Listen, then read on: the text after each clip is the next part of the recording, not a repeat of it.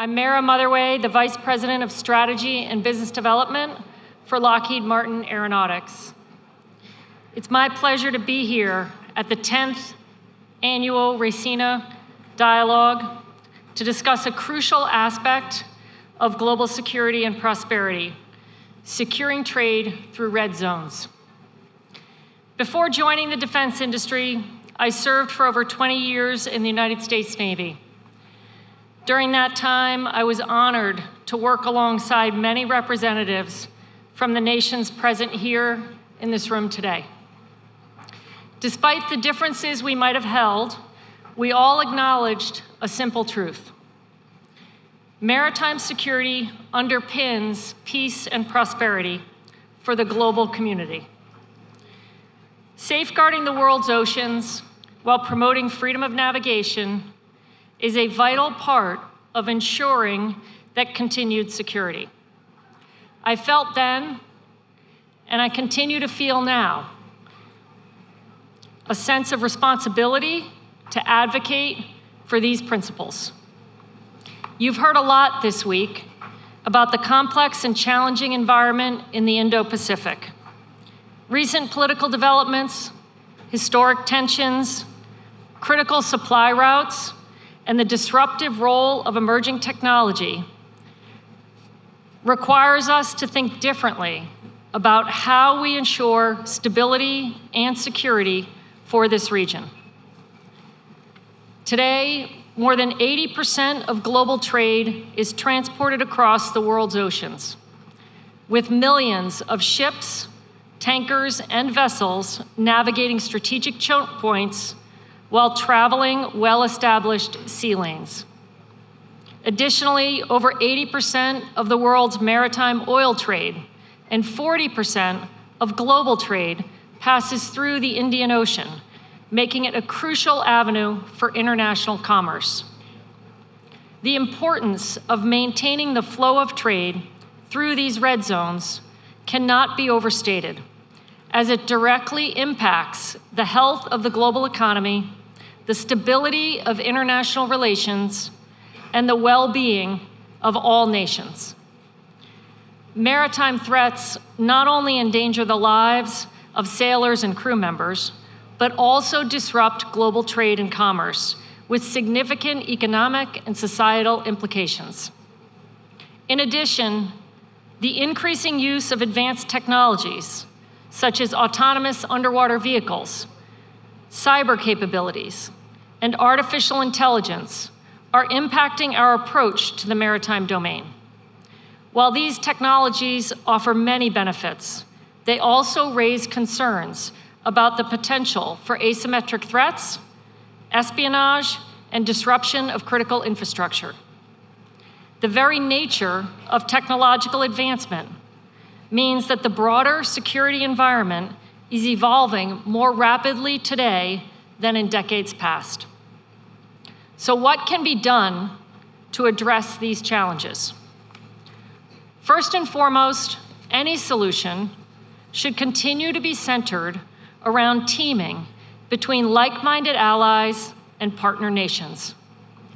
We are always stronger when we stand together, enabling an integrated and cohesive deterrent capability. Likewise, we must continue working together to build trust, confidence, and cooperation through maritime diplomacy, capacity building, and joint exercises.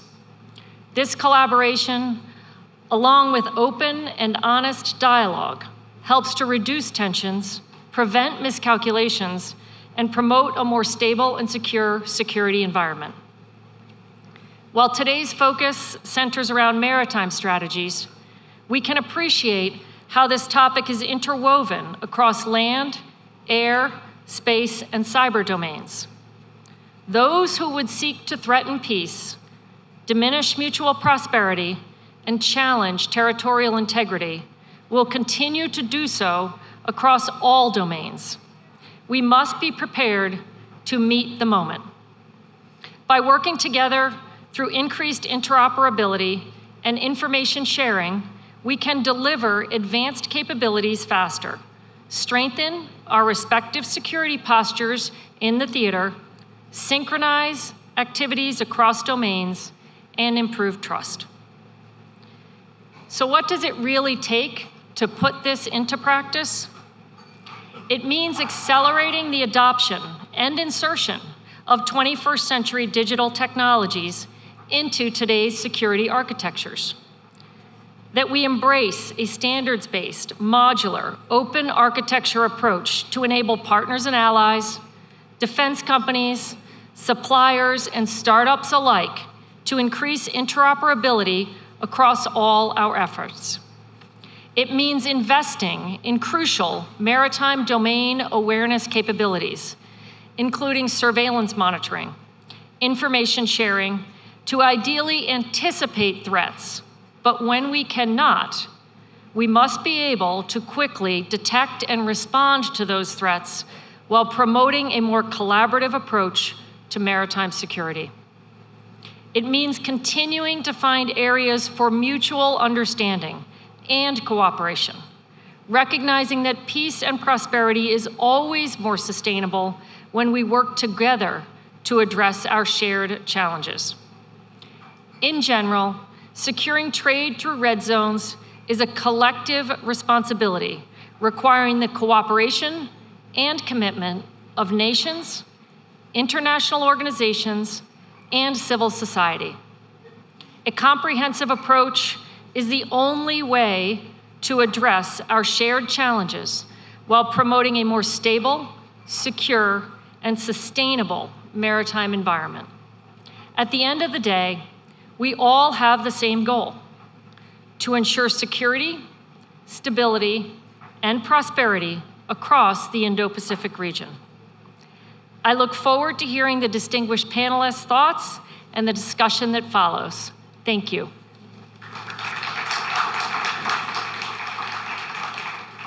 Thank you so much for joining us for this panel. Admiral Paparo, I'll let you pour your water, but I'll begin with you. I'd like to begin by asking about 2027. This is the year that Xi Jinping has told his military to be ready to take Taiwan by force. How important is this date in reality, and has he really set this as a deadline?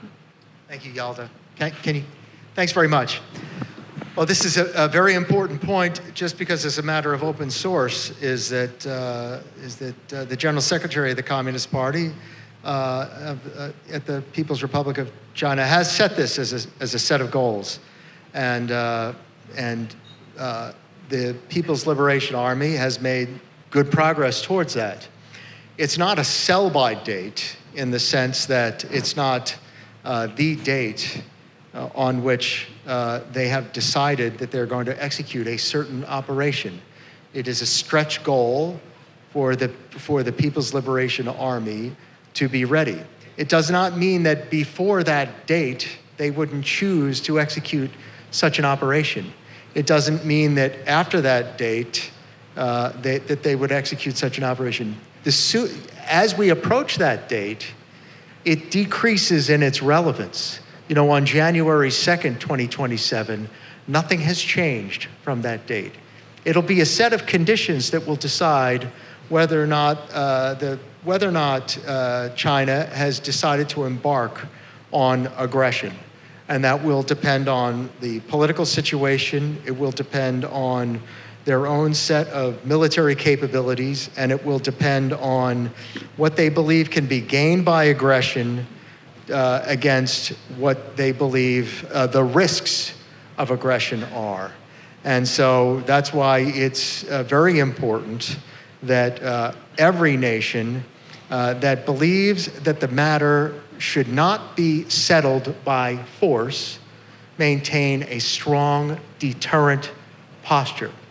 Now, every state has a policy on the matter, and our policies are unchanged. We remain concerned of the militarization across the Taiwan Strait. We shouldn't put so much emphasis on 2027 that we in turn have placed an emotional state on it because it will be a conditions base. It's an important date as we watch their progress. But the simple fact remains is that it will depend on the political condition, it will depend on their own readiness, and it will depend on the deterrent value of those that believe that the matter should not be settled by force. And I think that is the policy of many of the states of the Western Pacific. And in fact, I'll also say that the People's Republic of China itself has affirmed that the matter should be resolved peacefully itself. The United States' policy is that the matter of the Taiwan Strait should be resolved peacefully, and we maintain a deterrent capability across those lines as well. Admiral, if they were to make a move on Taiwan, what would it look like? Would it be, from your assessment, a blockade, a full-scale invasion? It could be anything across that spectrum.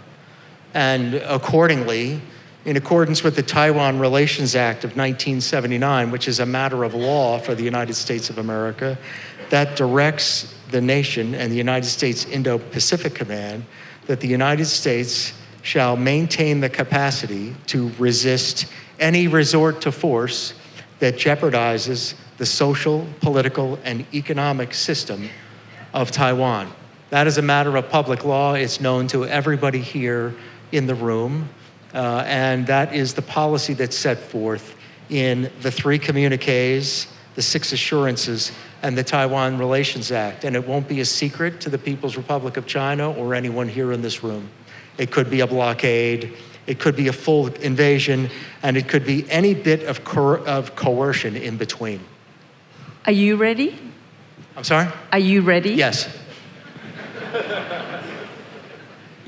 Okay. Vice Admiral Jones, I'm going to bring you into the conversation because your day job basically consists of looking at your platforms, seeing what you need so that you too can be ready in the event of something.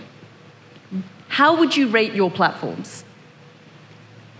So that is correct. My day job is to be a consumer of readiness, a force employer running the ADF's operations around the globe with a distinct focus on our primary area of military interest, which is the Northeast Indian Ocean through maritime Southeast Asia and into the Southwest Pacific.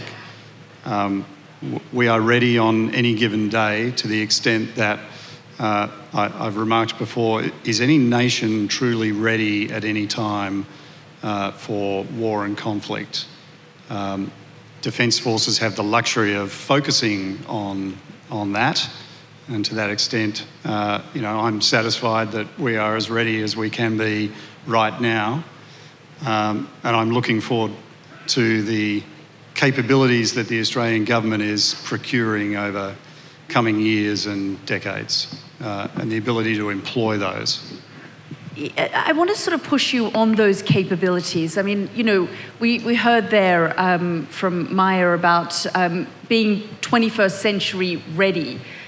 Do you think that you are 21st century ready? Are you investing in the right things and not just the legacy hardware? Yeah, our national defence strategy makes it very clear that we're pursuing long-range strike capabilities. We're trying to advance the pursuit of technologies that can serve to assist us across the spectrum of conflict. We're definitely on the right pathway. It would be disingenuous to suggest that the Australian Defence Force is not in a period of transition as we have an eye on introducing those capabilities into service. Vice Admiral, about 3 weeks ago, Chinese military ships were seen about 190 nautical miles from Sydney. How worrying was that? I know that they were still in international waters, but that is quite far down that they came. I'll take a layered approach to this. And the closest they came to the Australian mainland was 140 nautical miles at one point. But by and large, they were operating on the edge of our exclusive economic zone. The Australian interpretation of the exclusive economic zone is that it has no bearing on military activities. So what they were doing was legal. I think there were layers to what was going on here. The strategic layer is messaging of China's capabilities, capacity, perhaps intent. At operational and tactical levels, though, as I've alluded to, what they were doing was what navies around the world do. And indeed, I want to be able to do that with Australia's Defence Force as well when we are operating and maintaining presence in East Asia and the South China Sea ourselves.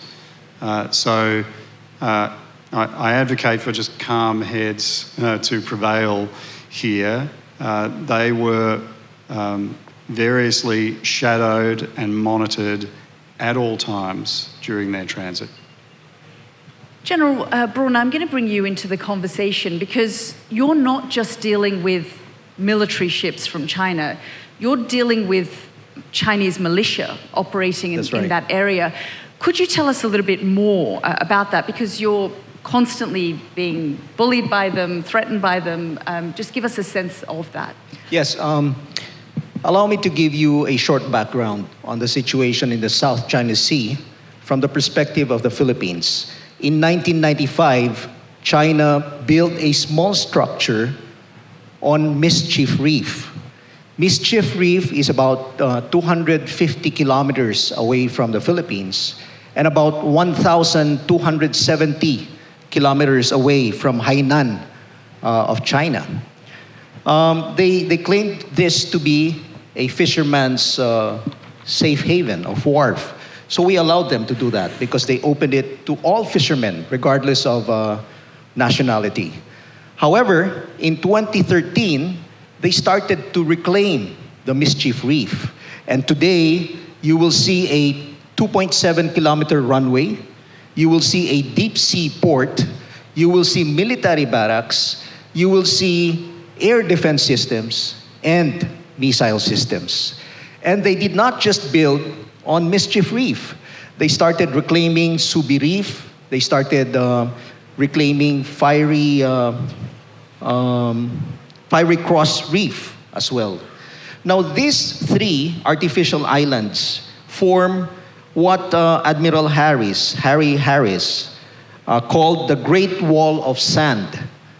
And if you look at the map, these three artificial islands, they sort of form the boundary of the 9-dash line that China has created in the South China Sea towards the east. So these islands are towards the east. And so what does this give China? It gives them effective control over the whole South China Sea. And we know for a fact that almost more than 50% of world trade passes through the South China Sea. So their control is really, once they take full control of the South China Sea, this would be very harmful for world economy. So what are they doing today?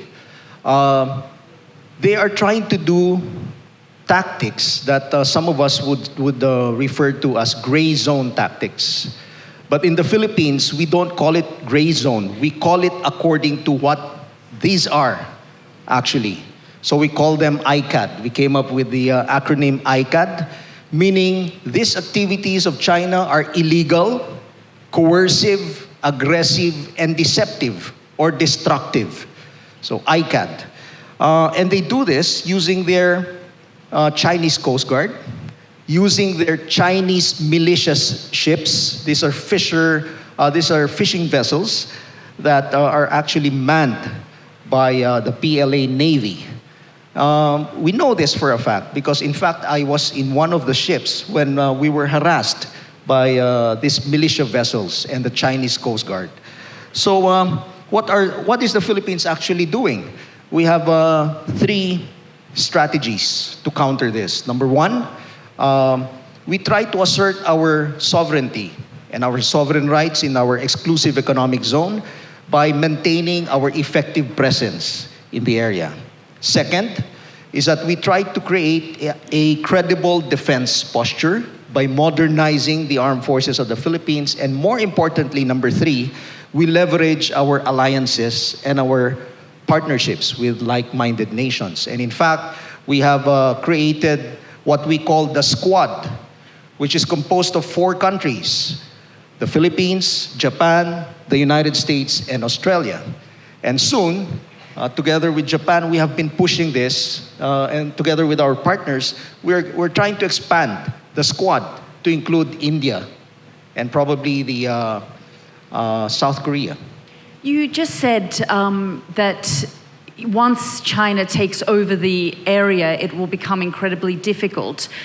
Is the expectation that they will take over the entirety of the area? I mean, they are bullying, the ships and those around. You've used tribunals in the past and the courts. Yes, definitely. It is our belief that they will take control of the whole South China Sea. In fact, they now created a new map wherein they extended the 9-dash line. It's actually 10-dash line now. And now they extended that boundary to include a major island of the Philippines.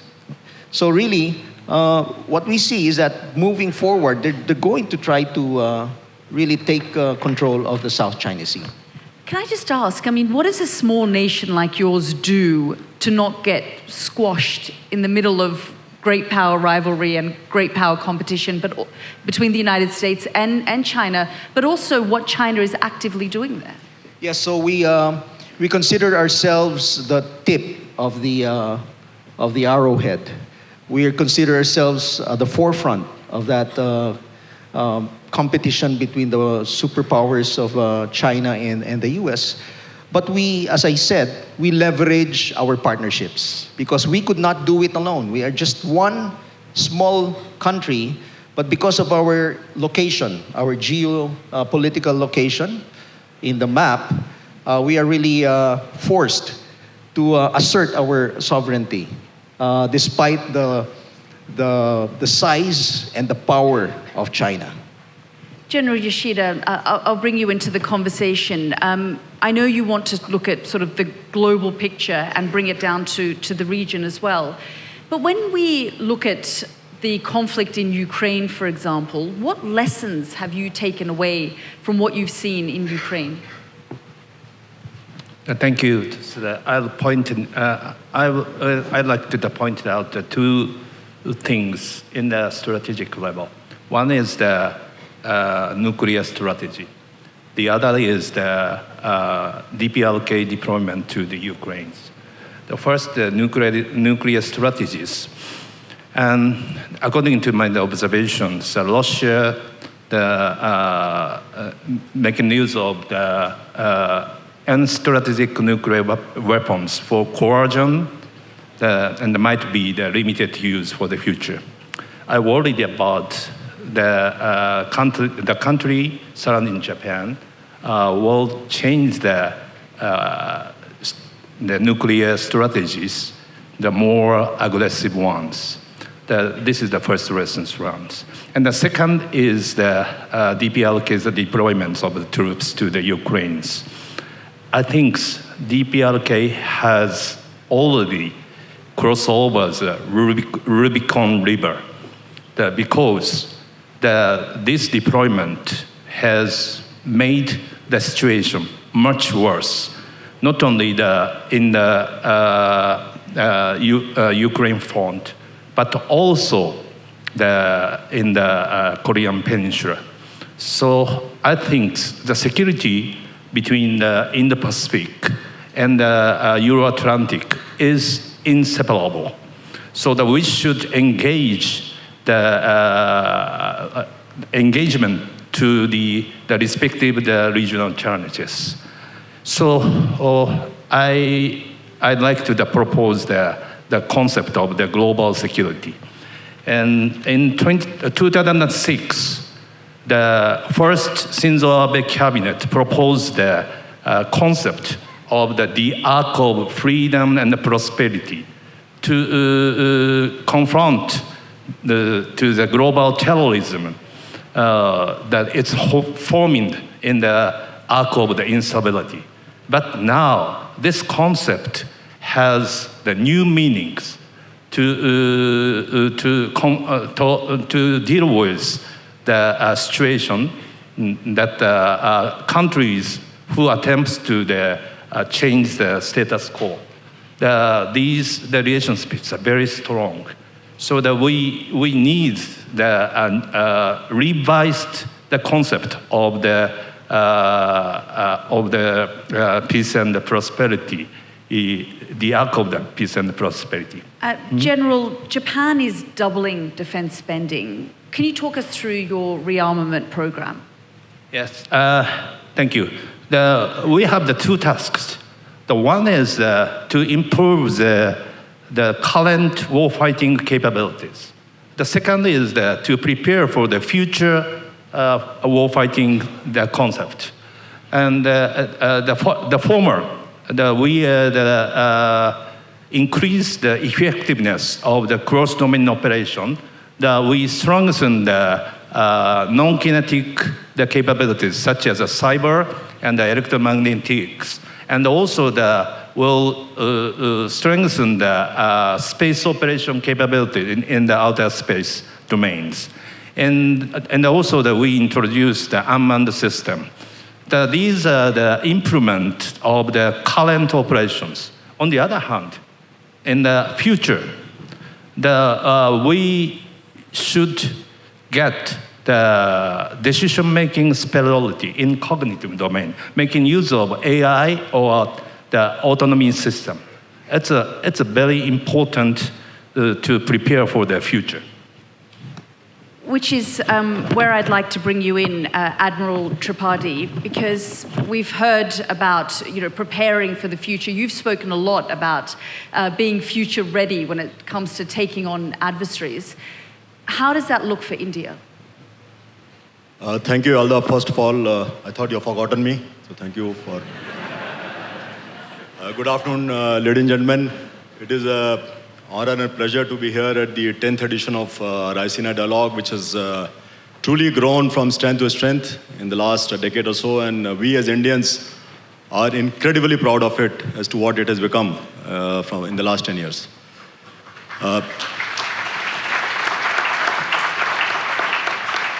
I've heard with great attention all my esteemed co-panelists, and made notes as well, as you would have seen. To your question per se, as to what we are doing to be future ready, we have always, as a Navy, we take pride that we are a learning organization. And learning organization, one of the attributes is that one has to, of course, keep your ears and eyes open, not only at the military domain, but also into geopolitics, technology, and the tactics as being employed by both state, quasi-state, and non-state actors. So we have been doing this for some years, and the aim is that exactly what you have asked, so that we are future ready. We are not caught unawares, we're not surprised by the turn of events. Having said that, we are also aware that for the past several years, all these three elements which I enunciated, the geopolitics, technology, and tactics in the security domain, has been in a state of flux, which have become faster or accentuated in the last 3 or 4 years. And this audience is fully aware of what I'm talking about.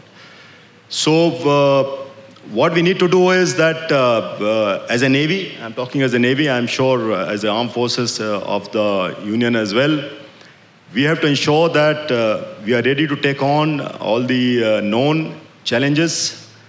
We are reasonably prepared for something which is yet to come. But the portents of what is to come is already seen in a large measure. So we have got structures in terms of force structuring, as to what kind of force structuring we want, what kind of deployments we want to do. For deterrence, I think one of my co-panelists used that word, because we truly believe that a Navy which is not deployed does not deter. And we have been deploying our ships far and wide. We have been working with partners and learning the best practices from them in all domains. And without exception, all my friends who are sitting here, we have got multilateral constructs to deal with them, to exercise with them. We have got trilateral, bilateral constructs. We have methods by which we can talk to each other, exercise with each other. So finally, I think what will come as future ready, as we have seen especially in last 3-4 years, is that we have to have self-reliance, especially in a niche defense technology. And because at any point of time, there could be a break in supply chains, as we have seen in the recent past. So there is a greater now, I would say, importance being given for what we call in Hindi, Atmanirbharta, self-reliance.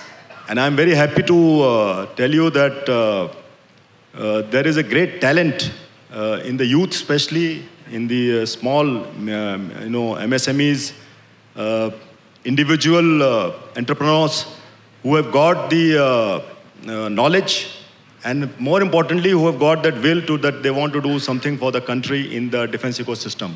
So we are tapping that through multiple structures, so that as far as technology is concerned, we always remain ahead of the curve. Having said that, I just want to tell you that as far as the technology is concerned, there is a word called democratization of technology. Now, earlier, when we were growing up in the Navy, all the innovations in military domain happened either through state-sponsored R&D labs or big tech corporations such as Marthas. They are the ones who led the technology. But today, you could buy an idea or a technology online. I don't want to name. Online, you can assemble in a garage. You can thereafter do some minor adjustments using 3D printing, for example. Everything is available commercially. And thereafter, you can show it through social media. Again, I don't want to name it. So there has been a kind of from proprietary military technology to commercially proliferated technology. And in this game, unfortunately, even the non-state actors are equally adept. And sometimes they could be faster because they don't have to follow any rules and regulations, processes and procedures. So we're keeping a track on that as well. And we're moving on multiple domains to remain future ready. How do you become faster, when, as you say, because you're dealing with your own bureaucracies, your own governments, how do you build faster? And, we're seeing some of the issues in Ukraine, for example, and you've just talked about the fact that non-state actors don't have the guardrails that governments do. How do you then build faster, work faster as a government? So there is a greater realization, that whole of government approach, that everybody has to be into it. Finally, it is we're talking about the territorial integrity and sovereignty of the country, and therefore the security is everybody's business, not only in the government, in the military, but a normal citizen as well. And therefore, there is a greater participation and greater, I would say, synergy between various departments, between various organizations. And I can tell you that in the last decade or so, certainly there has been much improvement. We have cut down on timelines in the processes and procedures. And more importantly, we have cut down on timelines in assembling or constructing platforms. For example, the last ship which we commissioned 2 months back, there has been a substantial decrease in the construction of that stealth destroyer, and I'm talking of INS Surat. I sort of want to keep pushing you on this point because, when we look at China, for example, everything from the private sector, the public sector, all work to the needs of the Chinese Communist Party. But that obviously doesn't happen in democracies. You know, you sort of can't necessarily expect the private sector to work to the needs of the military, the Navy. But how do you develop that synergy within a country, especially around national security? So like I said, there is a greater realization on the part of every citizen of the country that what needs to be done. The government thrust on self-reliance and Atmanirbharta over the past decade or so has brought a belief in the youth of the country, some of them who may be sitting here, that if they do produce certain niche technologies and they offer to the armed forces, there is greater acceptance, and they will not be, found hanging, just for want of orders. So what the government has done is that they have facilitated through procedures, through policies, a number of them, which I'm sure this audience is aware, wherein anybody with niche technology can, take part in various schemes, and in many of the schemes, the government actually supports financially, up to 25 crores, which is a huge money for a startup who is just starting. We have seen many success stories out of this. Have we reached where we want to reach? I think it's still a work in progress. So we have some miles to go, but we will not stop till the time we cross that mile. Before I open up the panel to the audience to ask some questions, Admiral Praparo, I just wanted to come back to you before we open up. I mean,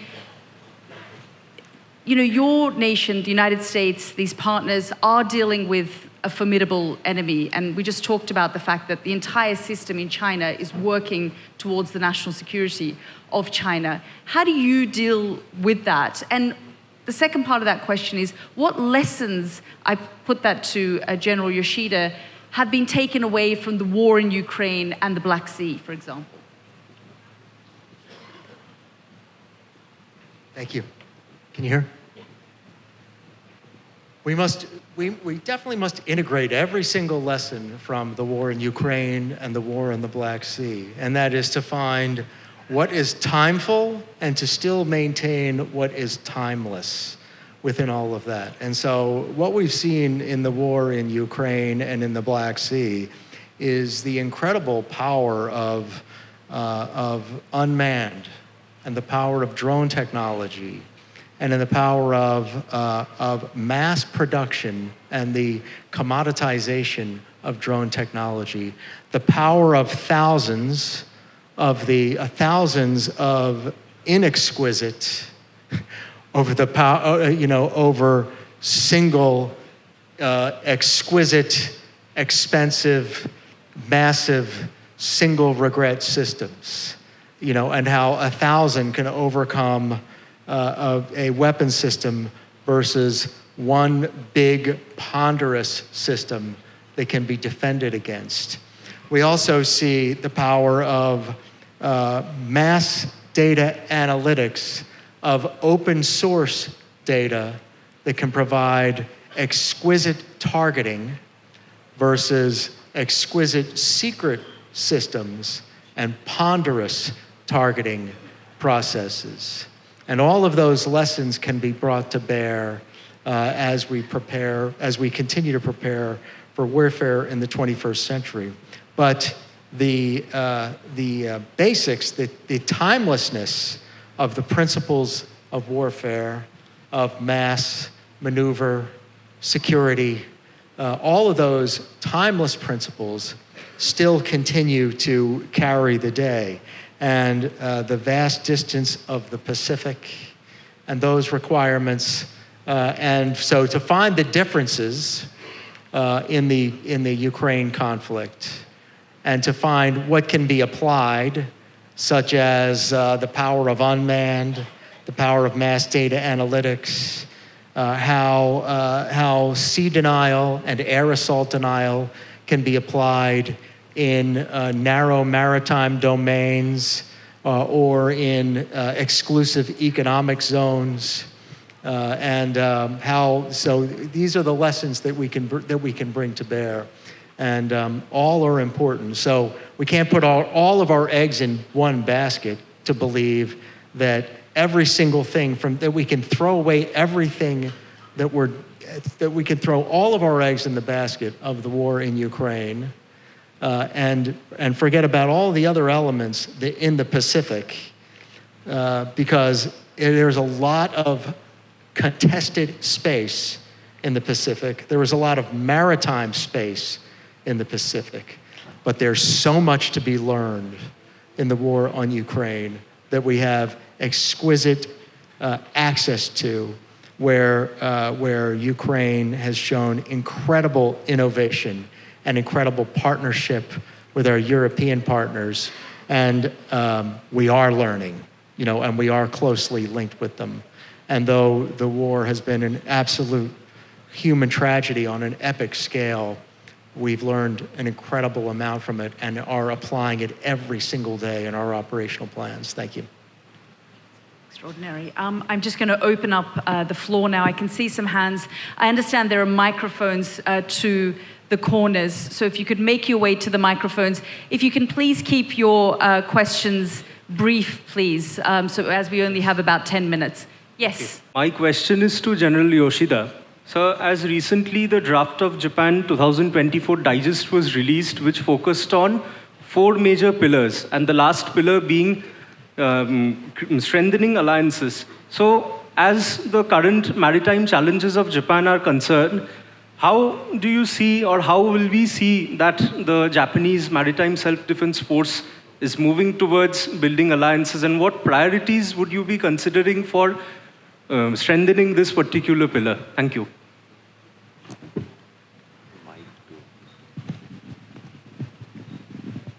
So the first, we'd like to prepare for the 2 kinds of the warfare. One is to attempt to the fait accompli in gray zone, and the other is the high-end warfare. So, and one of the lessons learned from the war in Ukraine is the very huge and multi-functioned, the expensive, the platforms that were defeated by a large number of the single function and the very cheap platforms. So that we have to change to the platform-centric, to the network-centric, to the decision-centric warfare. So more distributed and a large number of the platforms. And we transfer to the kill chain to the kill web. The more the resilience. It is the direction of the maritime forces, especially the making use of the UUV or the USB is a very effectiveness.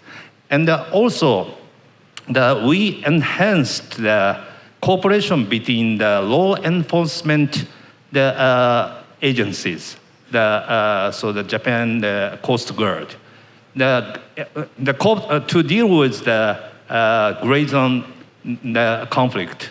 It is necessary to cooperation between the law enforcement unit and also the military. And now we are conducting to the capacity building support to the Pacific Island countries and so on.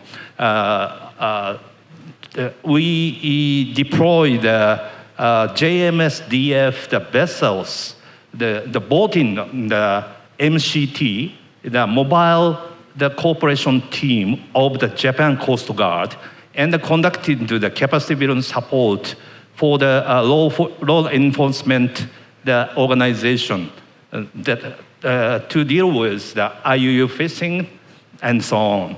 This is the law enforcement area. So it is very important interagency and also the multinational.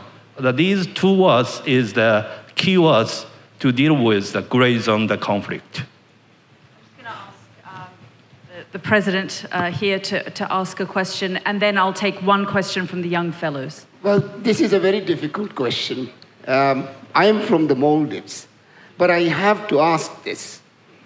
With the changes in the US policy, can the rest of you trust the US to remain with you? Do you not think that you have to prepare for your own readiness? Very sorry to ask this question. I guess, General, do you want to answer that question? Oh, yes. We are confident that the US is with the Philippines. We have received a lot of signals, good signals, from the staff of President Trump. And we see that while there is a reduction in the support to Europe, we are foreseeing an increase in the support to the Indo-Pacific region. So, as I said, we are getting good signals, especially from Admiral Paparo. I just want to put that question to General Yoshida as well. Recently, President Trump said that the security pact between the United States and Japan was not reciprocal. Does that, what do you think about that, and where does that position Japan? It's not. It is very reciprocal because the U.S. has the obligation to defend Japan, and Japan has the obligation to provide to the bases in Japan. That's a very reciprocal. And also, I think the Japan-U.S. alliance is not changed because the focus of the security strategy is overlapped to focus on the how to shape and deter in the Pacific region. So we enforce, we enhance the deterrence and response capabilities in the Japan-U.S. alliance. Admiral Paparo, do you want to answer that at all in any way about the sort of commitment of the United States to its allies and partners in the Indo-Pacific? Yes, when the Secretary of Defense's first statements were the commitment to build the military, a commitment to the warrior ethos, commitment to reform the defense acquisition system, a commitment to the Indo-Pacific and to allies and partners, and that was unequivocal. And then the early state-to-state meetings was the Quad Ministerial, was one of the earliest, the commitment to with Prime Minister Ishiba, and so I think across every single front, the audio and the video has matched. And so I think I would kind of look beyond the Sturm und Drang and look to the video instead of the audio on where we're going from a security standpoint. And so, I think I would watch the actions. I'll take. Hi. Just one question, yeah, go ahead. Sure. I work for an organization called the Global Maritime Forum, and I was wondering, how do you think the decarbonization of ships with increased use of highly toxic fuels, such as ammonia, could add additional dynamics for maritime security, and if there are any reflections on how you're preparing for that? Thanks. Vice Admiral Jones, do you want to take that one, and Admiral Tripathi as well? There's various legal instruments and international law and domestic law, in our case in Australia, that would allow defence forces, navies in particular, to the point about ships and warships, to distance themselves, if you like, seek waivers to those kind of requirements. We do not do that in Australia. We comply with international law and regulation pertaining to fuels to which you've referred. This is the difficult question, not that one. I think my friend from Australia has already brought out what we are doing. Indian Navy is no different. We want to obviously comply with all the international regulations which are being done. We want to improve from where we were yesterday and where we want to go tomorrow. So all efforts in terms of the kind of propulsion, the kind of machinery, the equipment which are used, which could be in the past adding to the pollution, etc. Those are being phased out, and we want to obviously get green and clean technology on board our ships, submarines, and aircraft. So that is a constant process. It is not happening today, not happening tomorrow, as in the overall ambit of the green emissions and COP25, etc. So we in the Navy and the government is committed to ensuring that we follow all the international regulations and minimize pollutions and pollutants, both in harbors as also at sea, and we are doing our bit towards that. We have about a minute left, so I'll just ask one more young fellow to ask a question. If you could make it very brief, and then I'll have one panelist answer.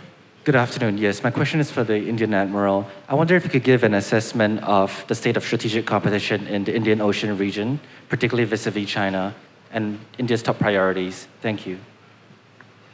China and priorities. That's the question? In the Indian Ocean region. Oh, okay. So like I said, we feel that it is our responsibility to ensure that the Indian Ocean region remains peaceful, tranquil, and it should facilitate unhindered movement of trade. And that was the subject actually of this panel.